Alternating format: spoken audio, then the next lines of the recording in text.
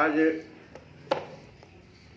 चैत्र रामनवमी का पहला प्रतिपदा दिन, पहला दिन, तो भगवान के रामचरितमानस के नवाह पारायण को हम लोग ध्यान में रखते हुए आज की कथा को 10 मिनट में एक नवाह परायण समाप्त करने की कोशिश करेंगे। इसमें बहुत सारी हमसे त्रुटि होगी, इसके लिए हमें क्षमा करें भगवान, लेकिन एक प्रयास मेरा रहेगा एक नवाह परायण को पूरा करूं। जो मुख्य बात है इसको रखूं। तो तुलसी बाबा जो रामचरितमानस का सृजन किए उसमें 10,902 पद हैं, जिसमें कि अवधि और संस्कृत ये दोनों में है। और बालकांड की शुरुआत श्री गणेशाय नमः श्री जानकी वल्लभो विजयते वर्णानामथ संधानाम रसनाम छंदसामपि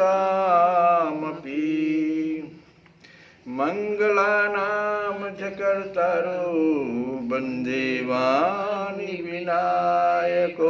पूरी तो हम नहीं गा पाएंगे, लेकिन तुलसी बाबा कहते हैं कि अक्षरों, अर्थ समूहों, रसों, छंदों और मंगलों को करने वाली सरस्वती जी और गणेश जी की वंदना करते हुए श्रद्धा और विश्वास रूपनी श्री पार्वती जी और भोले बाबा की वंदना मैं करता हूँ, जिसके बिना सिद्ध जन अपने अंतःकरण में स्थित ईश्वर को नहीं देख सकते। यह सबसे मुख्य बात जो है कि भगवान भोलेनाथ और पार्वती जी की वंदना बिना किए, जिसमें श्रद्धा और विश्वास होना चाहिए, तभी अंतःकरण में स्थित ईश्वर को आप देख सकते हैं। फिर गुरु वंदना वाल्मीकि जी की तथा हनुमान जी की वंदना तथा सीता जी की वंदना तुलसी बाबा करते हैं। इसके बाद भगवान हरि राम की वंदना करते हुए श्री रघुनाथ जी की कथा अपने अंतःकरण के सुख के लिए अत्यंत सुंदर भाषा में व्यक्त करते हैं। तुलसी बाबा आगे कहते हैं, एक सोरठा भी आया है कि जो सुमेरत सिद्धि हो गणनायक करिवर वदना करहु अनुग्रह सोई बुद्धि रस शुभ गुण सदन। इस प्रकार से गाते हुए अजाहि दीन पर नेह करहु कृपा मर्दन मैनो, यहाँ तक आते हैं। फिर गुरु वंदना करते हैं तो शिवा कहते हैं कि श्री गुरु महाराज के चरणों की रज कोमल और सुंदर, नैनामृत अंजन है, नैन में लगाने वाला अमृत अंजन है, जो नेत्रों के दोषों का नाश करने वाला है। उस अंजन से विवेक रूपी नेत्रों को निर्मल करके तुलसी बाबा संसार रूपी बंधन से छुड़ाने वाले श्री राम चरित्र का वर्णन करना चाहते हैं, इसलिए गुरु वंदना किया उन्होंने।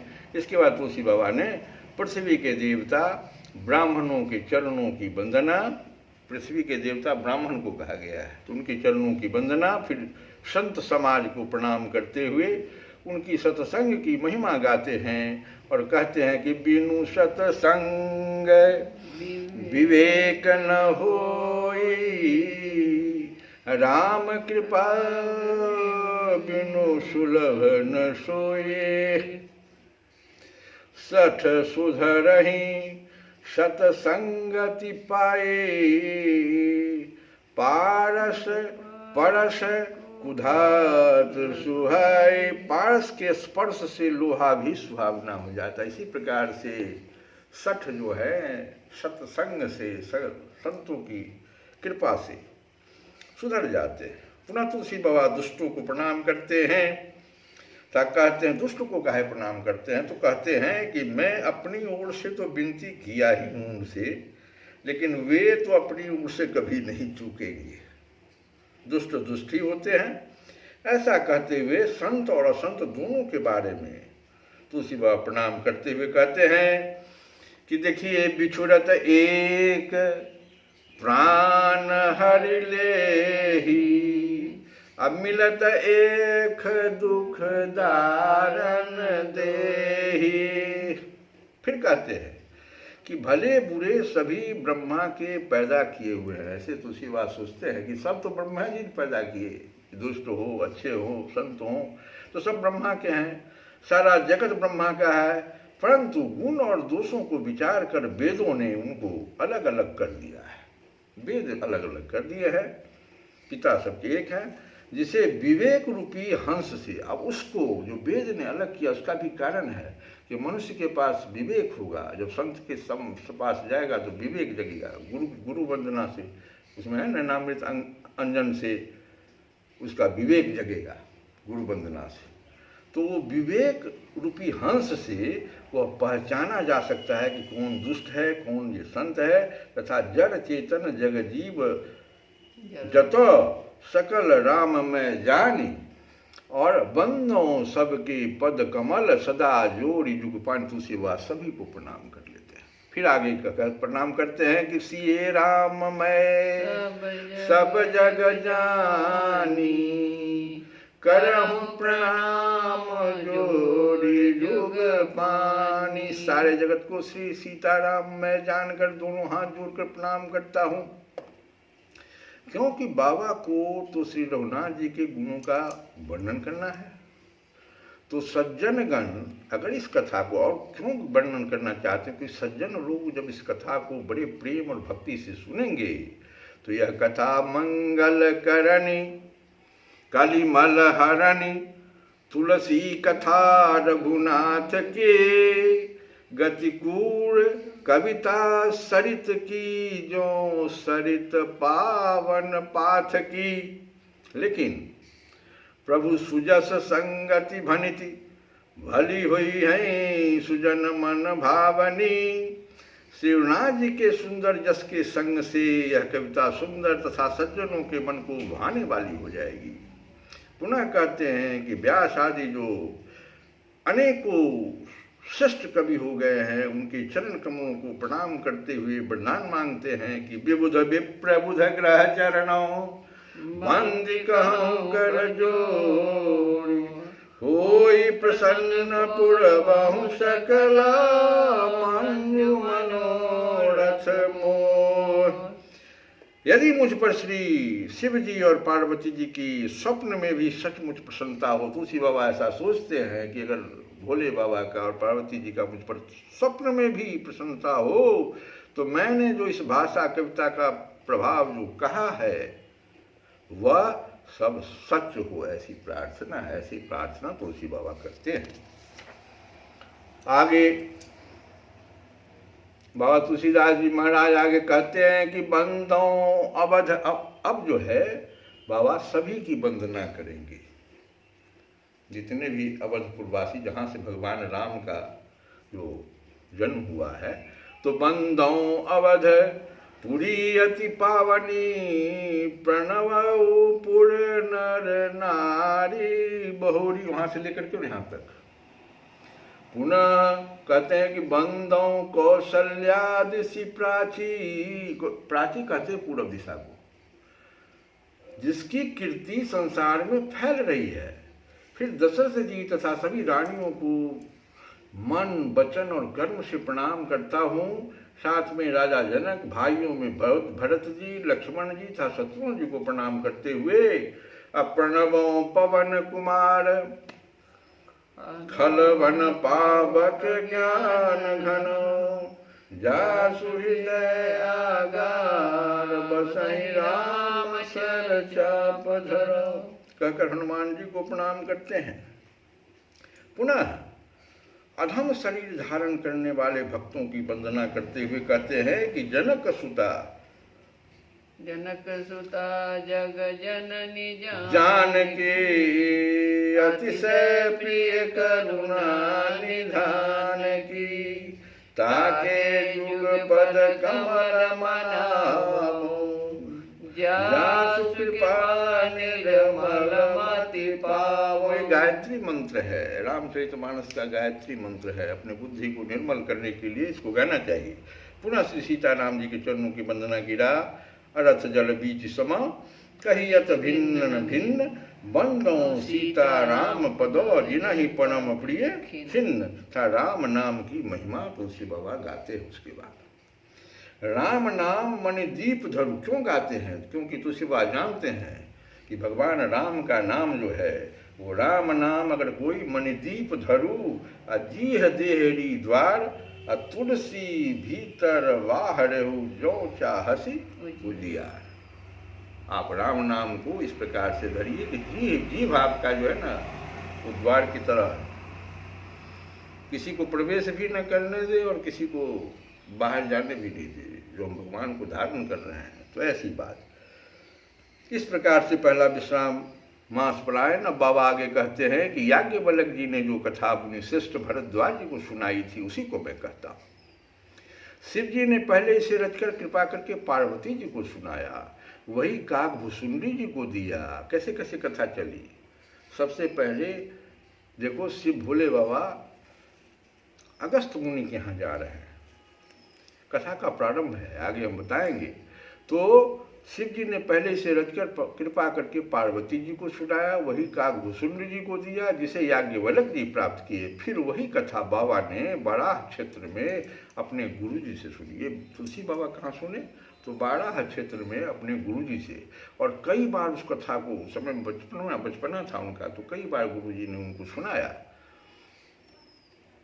कल्प भेद हरिचरित सुहाए, भांति अनेक मुनि सन गाए, करिय न संशय अस उड़ानी, सुनिए कथा सादर रति मानी।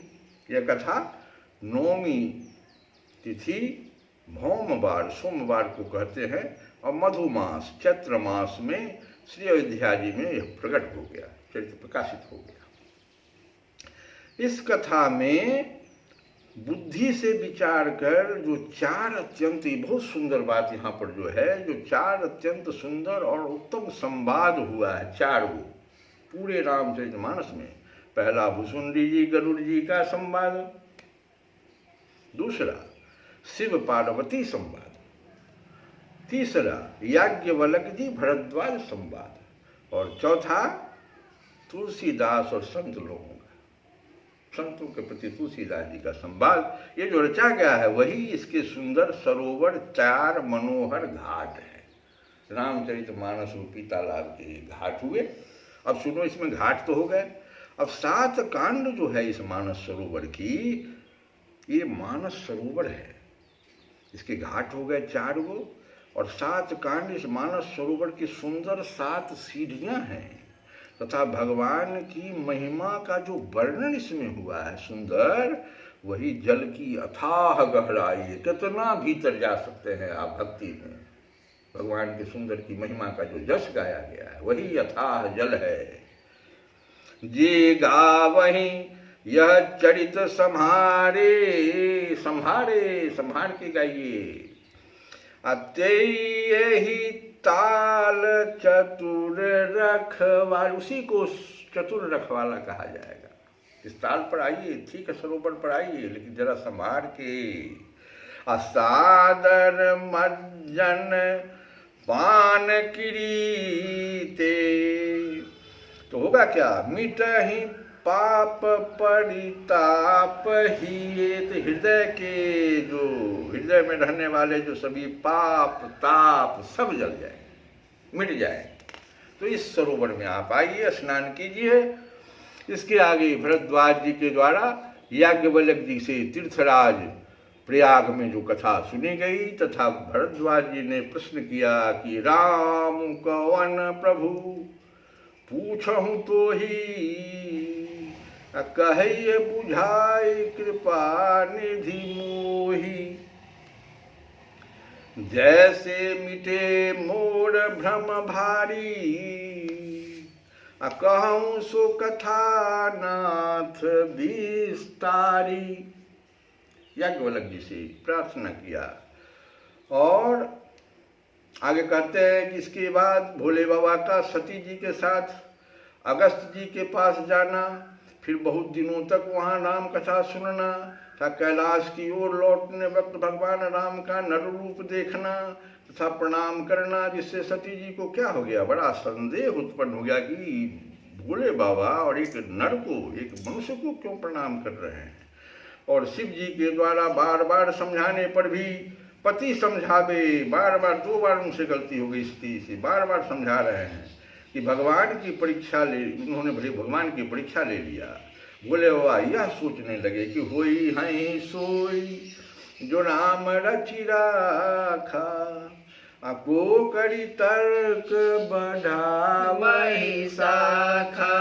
कहकर राम नाम जप करने लगे भोले बाबा कि अब कोई उपाय हमारे पास नहीं। भोले बाबा के जैसा भी कभी कभी ऐसा हो जाता है कि लोग शांत हो जाना, राम नाम जप करना पड़ जाता है। फिर सती का पछताना, क्योंकि परीक्षा लेने के लिए क्रम में क्या किया, देखती क्या है सोचे को परीक्षा लेने के क्रम में, देखे शिव विधि विष्णु अनेक। लोग कहता है राम जी विष्णु जी कहता है, गलत है। यहीं पर सती जी तो यहीं पर कह रहे हैं कि देखे शिव विधि, विधि कहते ब्रह्मा जी को, तो कई भोले बाबा को देखे, कई ब्रह्मा जी को देखे, विष्णु अनेका, कई विष्णु को देखे उन्होंने।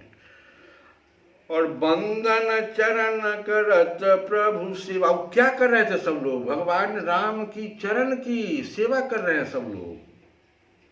हजारों हजार में शिव हैं, ब्रह्मा हैं, विष्णु हैं।